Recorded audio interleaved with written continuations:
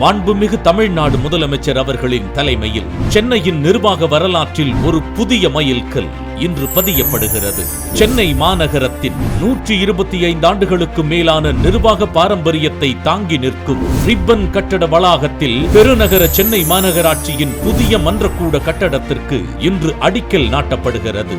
இந்த புதிய மன்றக்கூடம் 92,000 சதுர அடியில் ரூபாய் 74.70 கோடி திட்ட மதிப்பீட்டில் மக்கள் பிரதிநிதிகளின் ஜனநாயக உரையாடலுக்காக நவீன வசதிகளுடன் பாரம்பரிய கட்டடமாக தமிழ் சூழலோடு இணைந்த நவீன கட்டடமாக உருவாக்கப்பட உள்ளது. இந்த கட்டடத்தில் 300 உறுப்பினர்கள் அமரக்கூடிய விசாலமான மாமன்ற அரங்கம், பொதுமக்கள் பங்கேற்க அமைக்கப்பட்டிருக்கும் பார்வையாளர் மாடம், ஊடகங்களுக்கு தனியான மீடியா கேலரி, ஆளுங்கட்சி மற்றும் எதிர்க்கட்சி அலுவலகங்கள், மாண்புமிகு மேயர் அவர்களின் அலுவலகம், மதிப்பிற்குரிய துணை மேயர் அவர்களின் அலுவலகம், நிலைக்குழு அலுவலகங்கள் மற்றும் மாமன்ற துறை அலுவலகம், கூட்ட அரங்கங்கள், காத்திருப்பு அறைகள், உணவருந்தும் அறை மற்றும் நிர்வாக சேவைக்கான அனைத்து வசதிகளும் இந்த கட்டடத்தில் இடம்பெற உள்ளன.